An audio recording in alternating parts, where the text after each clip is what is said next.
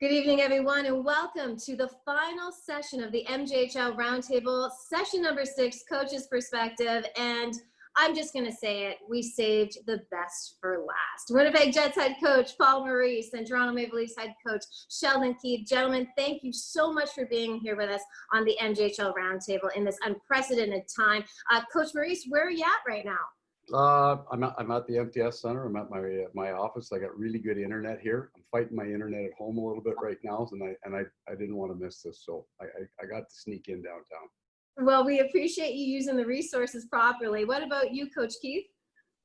I'm at home here in the Toronto area, and we've been here the whole time and enjoying time with the family that we've had. But it's been fun to be able to get back in the building here. That we got some of our guys back skating, and to be back in the arena and in the office has been fun. Yes, you guys have had a pause, but it looks like, hopefully, fingers crossed, we know the virus is in charge, but it looks like those training camps are going to open sooner than later in mid-July, so you'll be getting back to work.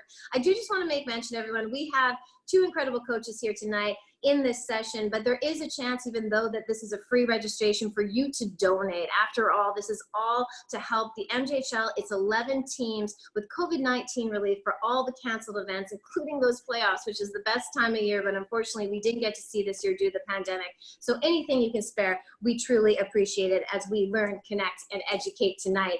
And Coach Maurice, I'm going to give you home ice advantage here just because you and I are both sitting in Winnipeg, and, well, you know, Sheldon's Toronto Maple Leafs, come on, right? We're going to give it to him right at the very beginning here. But I want to go back. I know you're sitting here, your 6th full season with the Winnipeg Jets, but you became a head coach at the age of 28.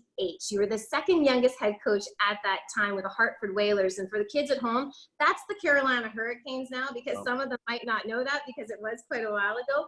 But your entrance into coaching, Coach Maurice, as an assistant with the Windsor Spitfires, it was a unique situation, was it not, how you got offered that job?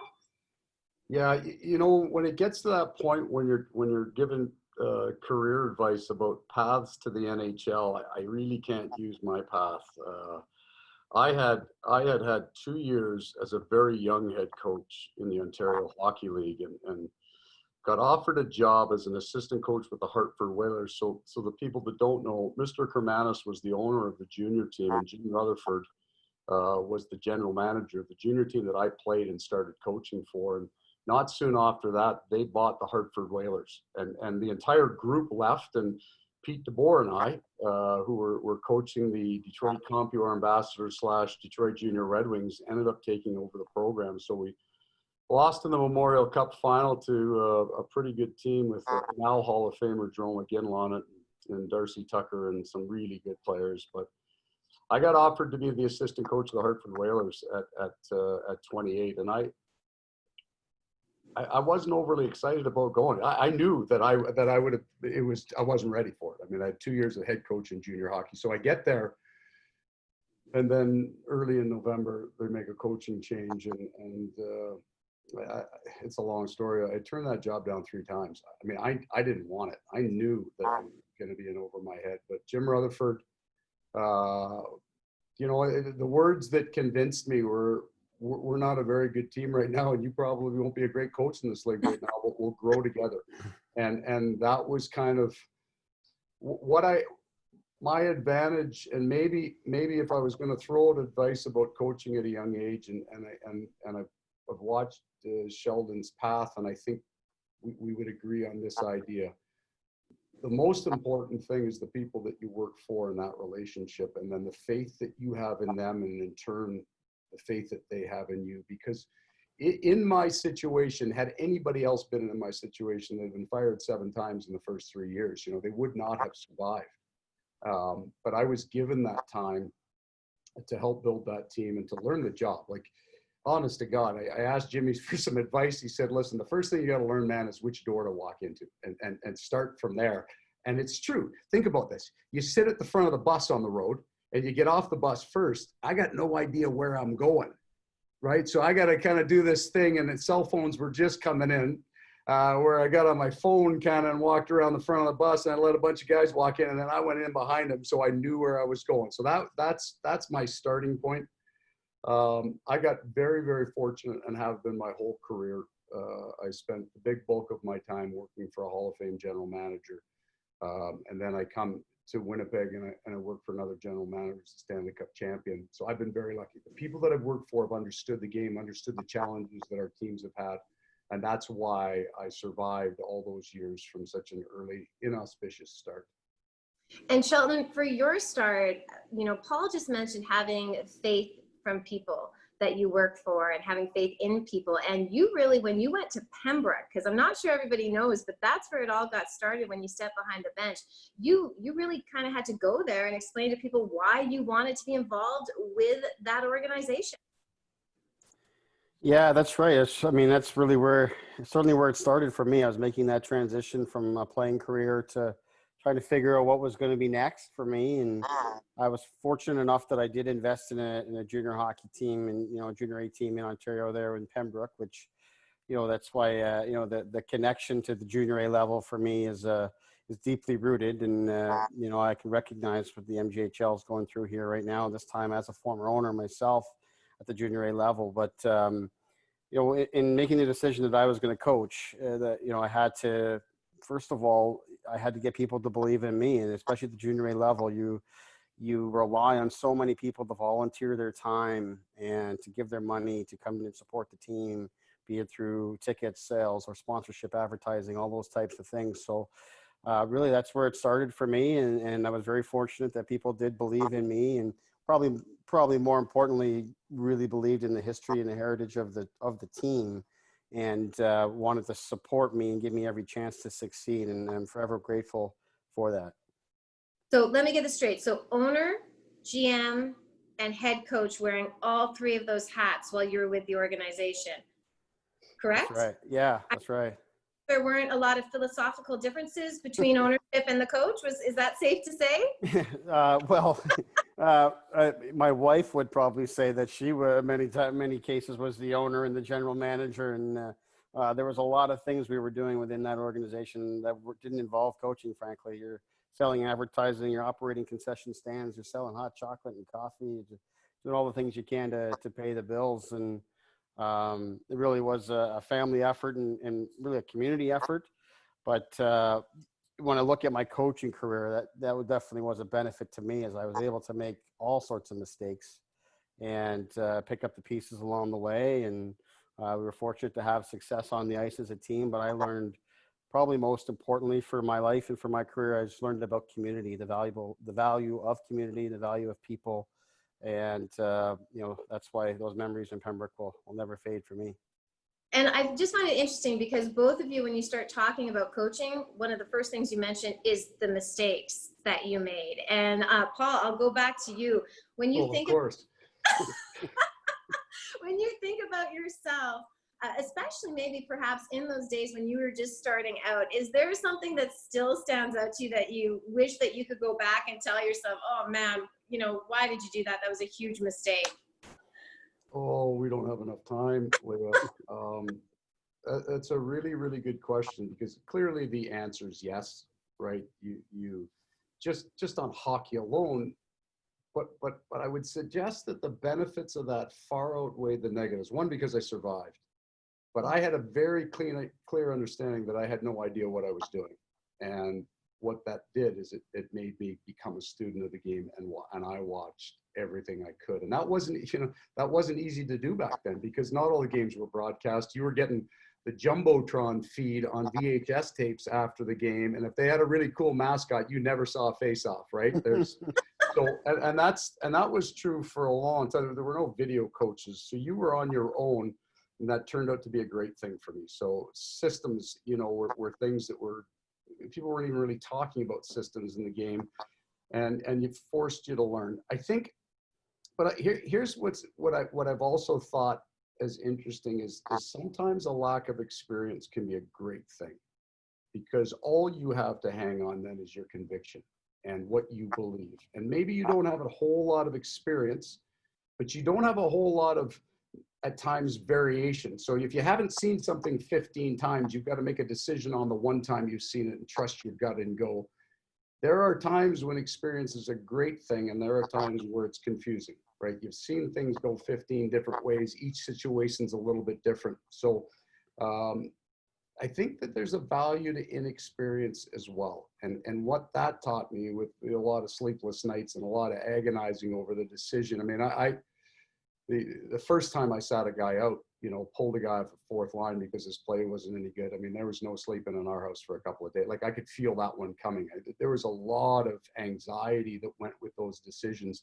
But that process was very, very good for me because I survived through it and had the opportunity to take some of those mistakes and truly learn from them. Because when you're making your mistakes at the National Hockey League level, the players know. And you usually don't have to wait too long to find out that they think you've made a mistake. You're going to get a pretty good report fairly early on that. So I survived it, which was a good thing, but it was most definitely challenging. Sheldon, can you relate to any of that? Well, I mean, there's a lot of great things there that Paul's touched on, and of course, as an inexperienced NHL coach, I hope that it works out in my benefit there. But certainly, there's a lot of things that can be said about experience, and of course, you have to get opportunity first of all to gain experience. But the other thing that I've really learned along the way is, I've Paul's mentioned the fact that he's had a career that kind of came his way probably earlier than he was, admittedly was ready for. But for myself, things have moved very quickly for me as well, in moving from the junior A level, 2.5 seasons in the OHL, and then moving into coach the Marlies for 4.5 seasons, and then now in the NHL. And I'm very, very fortunate that it's worked out that way. Of course, a lot of people call and want to talk about my path and all of that. And the first thing I'd say is that I got very lucky. I got very lucky to meet the right people and make the right relationships and have success along the way and coach good teams, all those types of things. But one of the things that I've really learned to value as I've gone from one level to the next is that every experience becomes part of you. And even though the level gets harder and the spotlight gets bigger and all those types of things, it doesn't mean that those experiences I had, on a Tuesday night in front of 100 people and coaching junior A hockey, that those experiences don't matter. I learned a lot through those things, through those experiences, particularly just working with players and young players and dealing with people and dealing with referees and dealing with other teams' managers, other teams' coaches, all those things. Every experience really matters. And sometimes you focus on where you're at and trying to find your way. But when you get to coach at the NHL level or you get to play in the NHL level, you've experienced so much in life that has contributed to you getting to that point. And those are valuable. And Sheldon, you just mentioned players and working with players. And that's something that I find interesting because I think there's two different points we can touch on here. For instance, Paul, with yourself, when you started coaching back when you did, the player then is not the player of today. And the players today, you can't just tell them what to do and they're just going to start to grind it out. It seems that they want to know the why. How have players changed from a coach's perspective in that time period since you began your career? So I'd almost like to have two answers, and I'm going to give you the second one first. I think sometimes now the new player gets a bit of a bad rap in this. They've been attached to that millennial tag like it's all negative. The idea that a player, boy or girl, would come in and ask the reason why, that's a great sign of intelligence. I mean, you can't wait for your kids to start asking you why. It shows an interest. They've been exposed to so much more information that the why is an important part of it. You are 100% right that it's completely different. The mentorship dynamic has really, really changed. So early on, there's the stereotype of the coach iron fist rule. I think that's true by perception, that the coach was a hard ass and it was his way or the highway. But at the end of the day, the players still ran the room. What's changed quite a bit is that the players did far more coaching on the bench culturally as well as the game. So when you came in, I'd come down to Jeff O'Neill in his first year and I'd say something to him, and that's all well and good. But when Brendan Shanahan said something to him, Jeff wouldn't forget that. So that relationship between players, and I think there was always a sense of kind of the teamness there was still, when I was you didn't talk to the other team. There wasn't that connection through social media where a guy who's a free agent, he's played with half the guys on the other team because of junior tournaments and things like that. They truly needed each other. I don't know that there's that sense that the players need each other quite as much. Certainly these young guys become independently wealthy at a very, very young age. So the need dynamics changed. The mentorship has changed. But I think it's, to be honest, I think it's quite a bit better now than it used to be. In terms of that part of the relationship, the coach-player relationship is real now. And I like watching guys that coach the Toronto Maple Leafs. Right, I like listening to them because I have a very small glimpse now, and it's 15 years ago for me, and it's changed a lot. But they get asked a lot of questions about that, and they have to answer an awful lot of questions. And just the way Sheldon answers his questions and the way he has talked about his relationship with his players, that's the big change, and it's right and it's good. That relationship idea, developing the relationship with his players, how he interacts with them, is really important, and it's really good. And it is a change, Leah, for sure. Like there has been, it seems to me, I guess I'm trying not to eat up too much time. I went to Russia for a year and came back and everything had changed. Guys are wearing jeans on the road. I go, what the hell has gone on here? Right? So everything changed. But so much of it, and so much sometimes I think the players get a bad rap, so much of it has changed for the better. Asking the question why is a great sign of intelligence.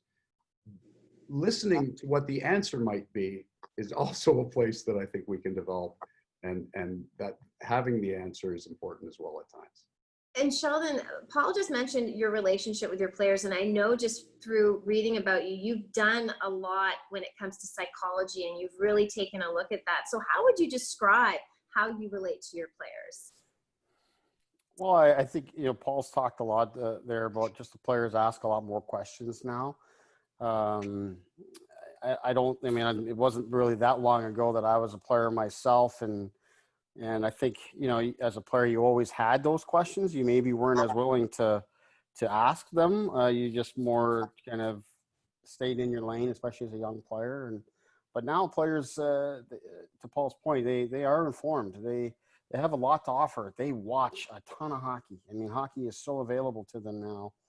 They're constantly watching themselves, watching their opponents, watching players that they enjoy watching around the league.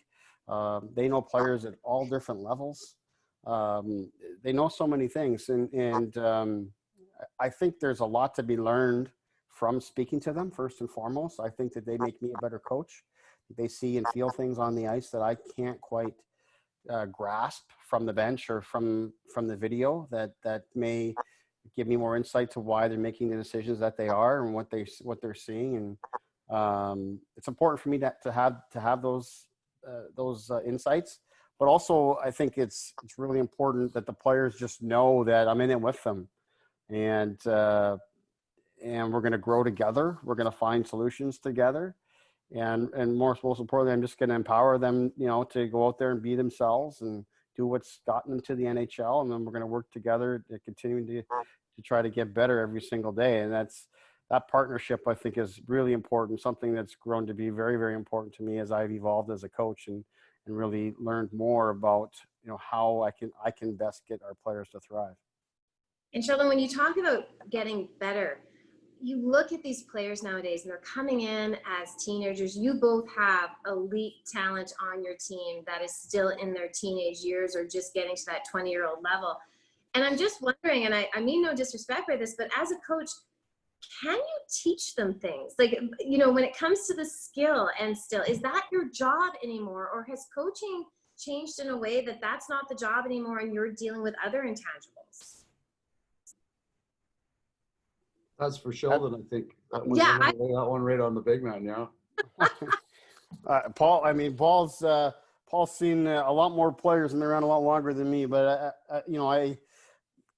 the one unique thing for me, of course, in this short time I've been in the NHL is I did step right into coaching very elite players. It's something that, you coach very good players at the American League level, but you don't coach that caliber of player. I mean, Austin Matthews is of the world. They don't play in the American League. In that sense, I tap back into some of my junior hockey experiences because in the OHL, you do coach some players of that caliber.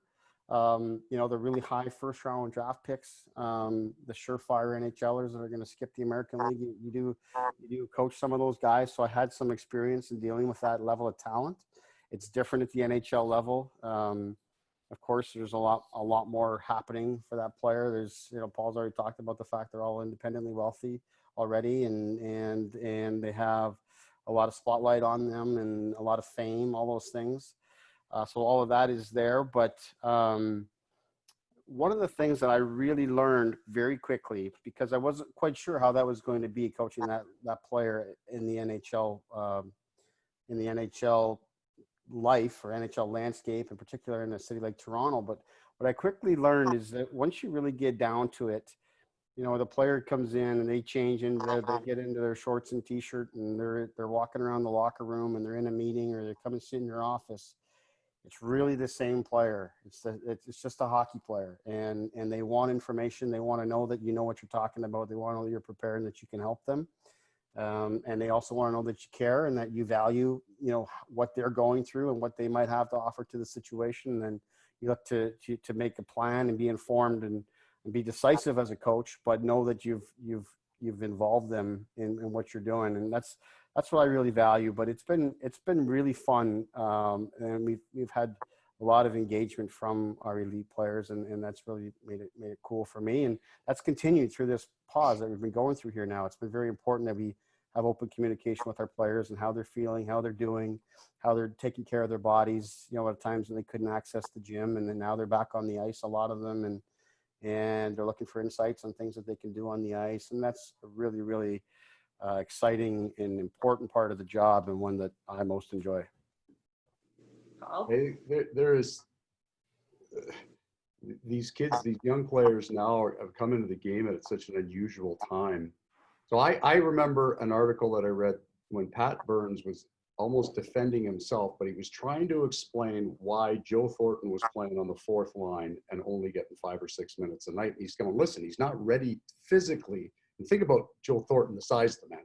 He's not really physically to handle the grind of the National Hockey League. And then and he was right. You know, Joe wasn't there. There was a time when those kids had to come in and put on 20 pounds just so they could get through the hooks, the holds, and all the things that were going on. And what's so different then now is these kids can come in and produce at a very young age. So there's not that 3-year, 4-year break-in period where you teach them all the hard things about the game. There used to be that, and that goes back to that kind of mentorship idea where Ronnie Francis would sit on the bench and explain to a guy why you had to back check that hard and why you had to compete. And they go, okay, I got to do it. And the coach never played you. And it wasn't really a burden on the coach because you weren't good enough to score anyway at that point. You couldn't handle the game. Now these kids can have. We've got kids coming in at 19 with world-class speed or Patty Liney's shot, and they can produce at a very young age. So the question then becomes, I'm producing, like, really, what else do you expect? What else do you want? I had banged out 110 points, coach. What's with this back checking stuff you're talking about? Because I'm pretty sure I'm going to get paid for that. Now, that's an extreme. We don't have that here, but that's the challenge then. All of those hard things that we all see in playoff hockey, the hard parts of the game, are probably a little bit more challenging than to explain to players that you need to do it. And that's where you need your leadership and your veteran guys that are also some skilled guys that can be mentors. That's why Blake Wheeler is so very, very important to our hockey team, because he was an example for Mark Scheifele when he came in as a young player. And some of these young, you really truly rely on the quality of the men that you have in your leadership positions, because if you're 22 and you've just banged out a couple of 40-goal seasons, not so sure the coach is talking to me when he's saying you got to grind a little harder, man. I'm getting it done here. So there truly is a challenge. And just to some of the part of your question, is that your job? I can't teach any of those guys. I mean, that's not, every coach is different, right? So Sheldon's got a different skill set, a different background than I do. I've always kind of looked at, I'm responsible for all the nonverbal movement of 5 players on the ice. What can you expect that's going to happen to the ice with the puck carrier or our first player? How do you interact with each other? I'm going to teach you to move as 5, and you're going to get paid for what you do when you're moving. Interesting. Okay. I mentioned to you guys that there's a live Q&A here, and I just got a question that popped up. And please feel free, everyone, to provide those questions for Sheldon and Paul. But they want to know, what do you do when a player loses confidence, and how do you build it back in them? Jump ball here. Sheldon, do you want to try that one first? Sure. You know what? It's a really tricky one. I really think, you know, there's every player is a little bit different in this sense. Some players, you know, they want to get out on the ice and they want to fire, 1,000 pucks and get their shot just right and be really feeling it. Others, want to watch a ton of video and really understand why it's not going well. Others just want to just see the positives, and some just want to be left alone and are confident that it just, it's going to turn and it's going to come around for them. I think that's where it's really important to just have a good sense of, that player. And there's a lot of really smart people in our organization, smarter than myself, that, that could talk to our guys and have a pretty good sense of what they're going through or what they might need at that particular time. But, I think it's something that we spend a little more time on with our younger players. As the players get older, they tend to really know their body and know their mind, and know what they need to find their way through things. But I think you just have to have a lot of different tools that you can utilize to be able to help a player with that. And most importantly, just the reminders to the players that they have to take some onus on it as well. They got to have some ownership on what they're doing, and to be confident, to make sure they're taking care of all the things that give them every chance at succeeding. Mm-hmm. You think about, so that's the toughest thing to do, right? Is to give a player confidence. It's not like, hey buddy, score harder, right? Like, they're shooting as hard as they can. They're trying to score a goal. And the other part is, you can't, for some players, for a shooter, the puck has to cross the line for that true confidence to come back. And you see those guys, they just take off, right? But no matter what the conversation, the positive reinforcement, the focusing on all the elements that go into success and not the success, we talk about the process, all of that. When you asked that question, the first thing that popped up in my head, it was something that shocked me, and it was that great players suffer from it too. And I never thought that. And the story for me is Paul Coffey, and he's late in his career, and I have him. And we're at training camp in Norfolk, and we're coming out of camp, and he wants to know where he stands. And I said, Paul, I've got you as the seventh guy. I've got you as the seventh guy. We're going to work you in the lineup. So I'm fully aware that I'm telling Paul Coffey that he's the seventh guy, and I'm some guy that's just hanging on. I'm fully aware of our position in the totem pole of the National Hockey League, how this conversation's going. But and I'm not going to play on back-to-back nights ever. He's got a whole lot of things going on, and he had a really tough start to that year. And we got an injury, and he had to play back-to-back, and he scored a tying goal. That's back when there were ties, late in the game in Washington, and he took off, and he was completely a different player after that, to the point we matched him up with Sean Hill. Sean Hill scored 20-some-odd goals with Paul Coffey feed him, got a great big contract. Coff got 2 more year contract before he retired, and it shocked me, the difference in that player when he was feeling confident, because he would get out on the ice and you're going, oh my God, he's back. It's 10 years ago, Coff. The importance of that. So it's a great question. The first thing is I would suggest to coaches, don't underestimate that. I've lost my confidence. Like that's a real statement to you. That's a real cry for help, but it's a very real thing. The difference between a player feeling good and a player not feeling good. And I would say coaches go through it too. You're standing behind the bench some night, you are getting every matchup you want, and the plays that you put in practice yesterday, you're driving them down your throat. And some nights you get behind that bench and you can't find a guy on the other team. You've got your fourth line out against Mitch Marner all night long, right? You can't get it right. So confidence is the same confidence for coaches, for players is true. That the simplest answer to all this is there's a process to all things great.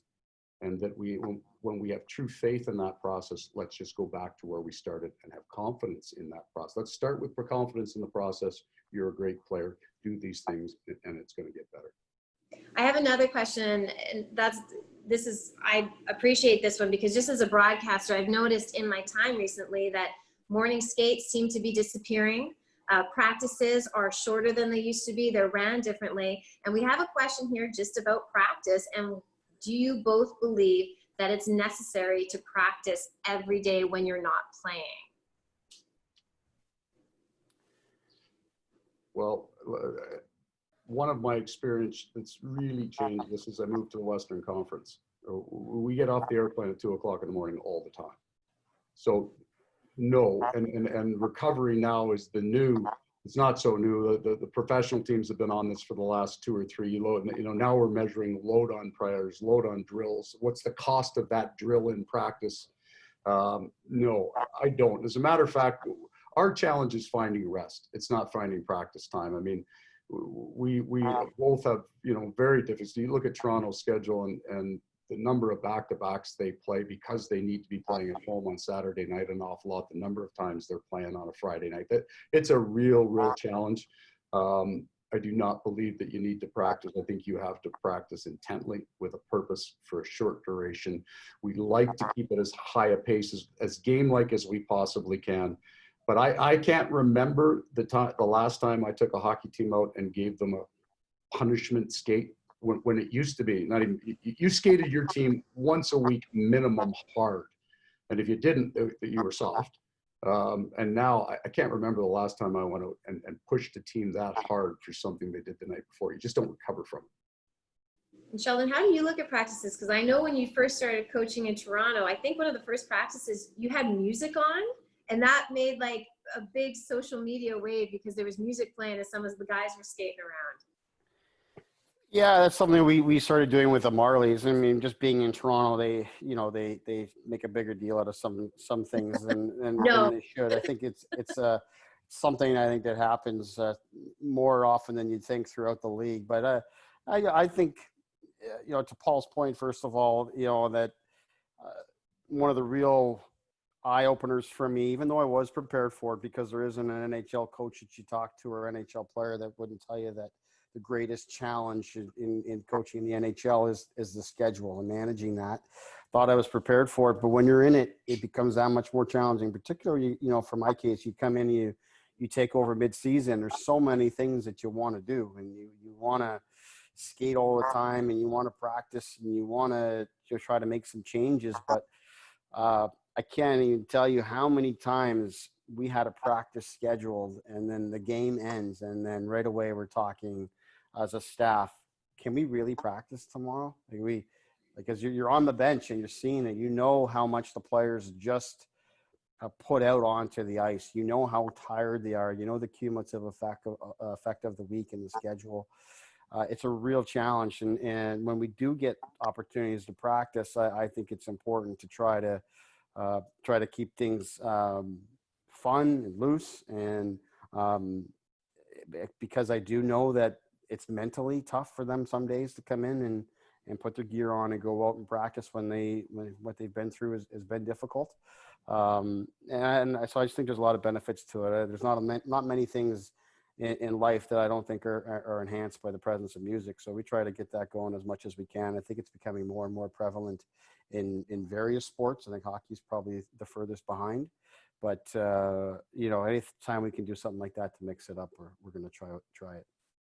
Well, you might have to get used to music because from what I've been hearing, as you two are both preparing to perhaps enter a hub city in a bubble very soon, games without fans, and they're saying there may be music being played with them. And I want to pivot this conversation to the fact that you're pretty much in an off season, gentlemen. The season paused mid-March, and now here we are. Training camps are set to open for July 10th, as long as everything goes as planned in the National Hockey League.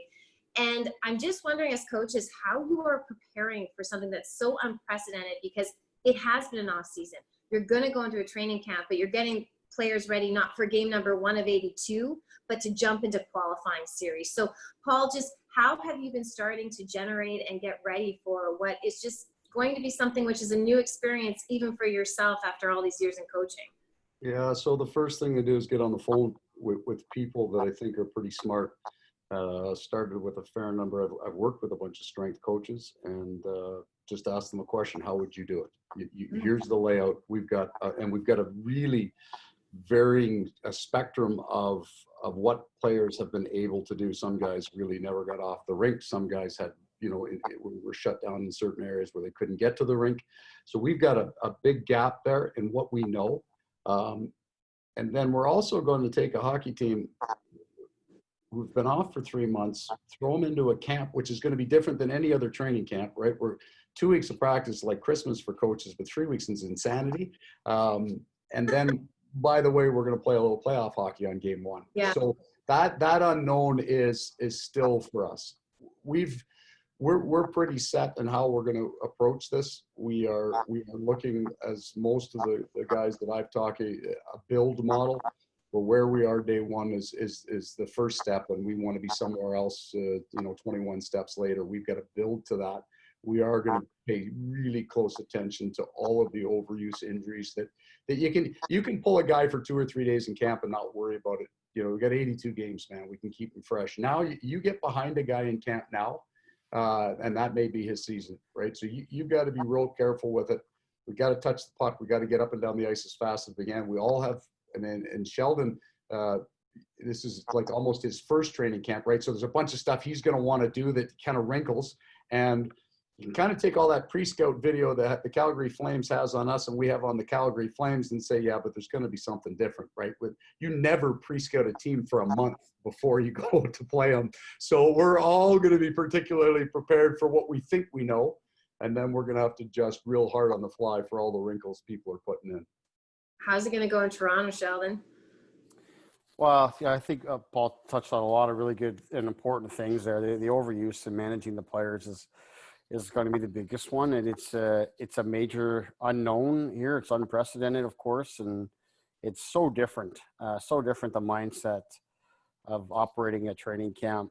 When you're gonna go into a long season, you're gonna have sort of building blocks throughout the season. You've got some things in mind that you're going to kind of drop in as you get going, and you've got between 4 and 8 exhibition games for each player, and you got so much time for that, but we don't here. You're going to get right into very meaningful games right away, and any type of injury is going to really cause a problem for a player. But at the same time, so is not being prepared to be at a high level. So it's such a fine line that we're trying to be as prepared as possible, making sure we make good decisions on our workloads, the length of our practice, what we're trying to do to try to make sure that we're peaking at the right time, make sure we get there healthy, and make sure that we can give ourselves every edge that we can. And we know, when playing a team like Columbus, that they're going to be prepared. They're certainly physically going to be prepared to make it real hard on us. And, so we have to make sure that we match that or exceed that, even if we get a chance. And we're off to a really good start here with the work that our guys have been doing in the voluntary phase 2 here in our facility. But, we're still waiting a few more details from the league in terms of what we can or maybe can't do with our time with the players and all those types of things. But generally, we've got a format in place that we're going to look to refine here next week and be ready to go. And obviously, they have to be physically ready. You guys both obviously concentrated on overuse, injuries. You don't want to see any of that happen. But what about the mental side of it? I mean, bringing these players back to get into that playoff mode, which is the highest mode that players have to be in. And not just the players, guys. Paul, what about also for coaches and your staff to get there mentally and be ready to rock? Yeah, I think coaches have a myopic enough life. I don't think we have anything else for the most part. So we're pretty good to go. Training camp the 10th. But there are 2 things to this, Leah. The first then is the physical health non-hockey related. Like, we're going to deal with a whole different. You're not coming and walking into our rink like you normally would. Okay, it's camp. Those protocol, and we'll still see what phase 3, 4, and 5 end up kind of looking like when we're here, when we go to the hub city, when the games change, when you get all of those things that are going to change. That's a big piece of that mental preparation. You're getting a whole lot more dis-ease in terms of your day. You're going to have to get tested every second day. There's going to be a lot of requirements that we'll all agree are great, and we need to do those, but that factors into your day. It makes your day harder. I remember Rod Brindamore talking about, this is probably early, about why there are so many Stanley Cup finals that kind of run. They don't go 7 games. This is a while ago. And his theory was you run out of gas at that point. Like you mentally, you get to the final, you get down 2 and you get broken. And that's an area that we've kind of identified is how do you build that well? How do you build the investment in this, that as soon as you get to that threshold of it being too hard, that you can push through that threshold? How do you mentally train your team? So we have things that we'll talk about in training camp to try to mentally prepare them for what it's like to play in an empty building. But again, you are really going to rely on the men that run your room, running that room, controlling that emotional level when things get tough, saying, you know what, it's not our year. That staying in the fight, which has been basically our motto all year, there's going to be a real importance. Adversity is coming to every team's doorstep, and how they handle that extra challenge that in the environment that we're in is critical. And Sheldon, Paul just touched on the fact we know that players love their routines. I know that coaches love their routines, getting, having that nap, what they eat, grabbing the coffee at the Starbucks on the way into the rink. We see that all the time, but those routines are going to be affected, as is this playoff format. It's going to be like nothing we've ever seen before. And there's some people that have said that perhaps the Stanley Cup needs to have an asterisk on it. And Coach Barry Trotz was on the other night saying that he thinks that this is going to be the hardest Stanley Cup to win because of all these changes. Would you agree with that statement? Well, I haven't been a part of any of these playoffs, so I'm not really qualified to speak on that, I don't think, but other than to say that it's going to be difficult. All these things that we're talking about, they're real. They're real challenges. We're very fortunate to be able to, if everything goes the way we hope it does, and we're able to compete and do what we do, we're very fortunate to be able to have that opportunity. But all the things that the players in particular are going to have to go through, they're real and they're different. It's uncommon, it's uncomfortable for them. So we're talking a lot about the fact that we have to be comfortable, being uncomfortable. It's not going to be the NHL that you're accustomed to. It's not going to be the same type of routine, the same type of treatment, and all those different things. You're gonna have to be able to adjust to that, and it's not just that, but they're gonna have to do it away from their families. Their families aren't going to be participating in that. And, certainly in the early going from the way things are being talked about. So all those additional challenges, they're real. We have to talk about them. We've got to understand them, and we've got to push through that. That's very, very important. It's going to be challenging. It's going to be so different. The good thing, guys, is that it doesn't sound like they'll allow as many members of the media in, so you won't have to deal with us as much. So I'm going to give you a little something to smile about here. They will find a way. I was going to say, I have a feeling they're going to find a way to get their questions in just the same. But you know what? I mean, the media is, as we all know, the media really help our game go around, and that's a very important piece of it. But that maybe will be one of the benefits, particularly in Toronto, is that the scrums will give them some breathing room, if not, they won't even be able to not be having near. to do them. Yeah. Exactly. Okay, guys, you've given us so much of your time. I have 2 more questions for you, and the first one is actually a question here on the live Q&A, and they want to know, because you both did play, do you think you're better coaches than you were players? Oh, yeah, but that's easy, right? Like, Paul, you played. Captain of the I Winter. played in my backyard. With eye injury, who knows what would have gone on? Exactly. I keep telling that. But what happened is right in there, I started coaching, and then I had to stop lying to myself because I figured out. I'll tell you the truth. I'm standing on the ice my second year, and we're doing a little neutral zone counter drill, and Sammy Kapanen goes by me, and he changes gears. So he's skating past me faster than anything I've ever seen a guy skate, and then he changed gears. And I'd never seen anybody go that fast in my life. And that small, tiny flame that had still flickered somewhere in my psyche that said I had an outside chance just completely disappeared. Absolutely no chance of playing. Well, listen, you got drafted, sir. That's a lot more than most people get. So there you go. What about you, Sheldon? What would your answer be to that question? Well, you know what? I think about it a lot in the sense that as a player, I wasn't able to really establish myself to have a substantial NHL career, and I'm just getting started here as a coach here now. I'm so grateful and fortunate to have another chance to be a part of the NHL, and I hope one day to be able to say that I'm a better coach than I was a player, but I'm going to have to get past the 125 game threshold, first of all, to be able to hang my hat on that. But I love being a coach and just being having a chance to stay involved in the game. And it's become a major passion of mine. I don't know that I ever would have said that as a player, maybe because I stopped playing at such a young age, that I don't know I would have said I wanted to be a coach or would have been a coach, but it came very natural to me in the sense that I was drawn to it, and I'm excited to get up every day and learn something new and try to figure out how we can make the players better and have success as a team, and all those types of things. And the more resources I've had around me have just given me even more passion to be able to learn and do more things. So I hope to be able to do this long enough. And Paul is just such a terrific example of someone that's, he's talked about surviving all these different things, but you don't get to be in the NHL as long as he has without thriving. And he's done great things. And I hope I can have a chance to even be around half that long. Well, there you go. What a compliment there. But my last question for the two of you, and this is a selfish question of mine, and I just always love it because I don't think it gets asked enough. And Sheldon, I'll start with you. Just what do you love about hockey? What do you love about the game?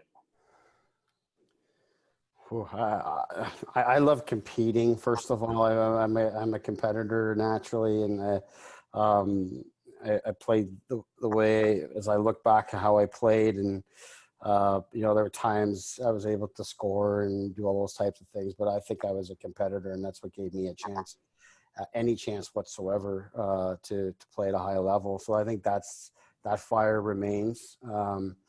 But I love being on the ice. I love snapping the puck around a little bit myself, and I certainly don't move very well anymore, but I love just snapping the puck around and being a part of the game that way. And even, now connecting, I've got two young boys that are playing hockey, and being out on the ice with them and playing out on the street, just doing all those types of things that keep you connected to the game at all levels. I love it. Paul? To answer this question without sounding certifiable, my brain works a certain way. I get pictures of my life, and I love the pictures in my head the game's given me. And that, for the most part, is of almost all the people that I would say I truly care about in hockey. I got a picture of them either laughing or smiling, either at a rink, on the ice, in a game. But it's truly the memories that, for me, I mean, I've found a way to love the game in a bunch of different ways, like the smell of the ice. When you step out on the ice, there's a smell to it. And that feeling when you step on an outdoor rink in the backyard, all of those things, the people that have shaped your life, for me, that's been my entire life. So what do I love about the game? It's the pictures of the memories that I have of so many people loving the game with me. It's not like an inside joke in Canada. It's everybody gets it. And that's true. One of my favorite stories about hockey is actually not in Maple Leaf Gardens, but in Toronto. And I'm coaching the American League team, and Pat Quinn's coaching the team. And so there's 5 of us in our family. But I can't, you guys know, you can't forget 5 seats together in Toronto. There's no way. So I got 2 of Pat's, and I got 3 kids, and I'm taking turns sitting. And I'm sitting beside a lady that's about maybe a little older than I am, and she's there with her dad, who's early 70s. And there's a whole bunch of guys around us, drinking beer, calling the game. And I'm sitting there, and I'm calling the game in my own head, except she's talking about it. The words that are coming out of her mouth are exactly the same words that are in my head. and completely opposite of every guy around me, right? Like, shoot the puck. And she's going, don't shoot the puck. And I'm thinking, don't shoot the puck. The guy's wide open over there. Oh, ref, you suck. And she says, that's a stupid penalty. And I'm thinking, that was a stupid penalty. So she's calling, I coached the NHL for 13 years at that point. What's great about it, maybe that I love, is that connection. It's for everybody here. The lady sitting beside me, that lady's just as smart a coach as I am, because she called that game perfectly. The pictures then that you are given from those relationships of all of those people, right? Your mom taking you to the rink, your brother's still playing in their 50s, right? My one brother still plays on 2 teams. Like, he loves the game way more than I do in a different way. The game has given us, and now I'm rambling on this one, because when I'm answering this question, I'm getting 10 more answers that are coming in. I love the pictures that it's given me about all the important people in my life that I've met through the game, if that makes any sense. It makes a ton of sense. It makes a ton of sense. Snapshots in your head of just memories over the years. And there's been a few of them. And I know for both of you, there's going to be many, many more, because you're two of the greats in the game and the future of the game. And I thank you so much. I just want to remind everybody that Coach Maurice and Coach Keefe have given their time here tonight. It is a free registration, but there is a chance to donate. And let's raise a little money for the MJHL, and it's 11 teams, and COVID relief support for canceled events, so that they can continue on developing young men and young coaches and staffs as they continue on in their junior and hopefully elevating upwards and onwards. Coach Maurice, Coach Keefe, I can't thank you both enough for this. I truly, truly enjoyed this. It was a great conversation, and I wish you the very best luck as you guys go forth. And I'm just as interested as everyone else to see how hockey will return, and most importantly, how it will return in a healthy way, so that we can get back to watching the sport we love oh so much. So thank you so much, gentlemen. We're going to say goodnight to you, and I wish you all the best. And thank you to everyone out there who has watched the MJHL Roundtable over the last 3 days. We sure do appreciate it. I'm Leah Hextall, and we will say goodnight. Good night, coaches. Thanks, Leah. Good luck, Sheldon.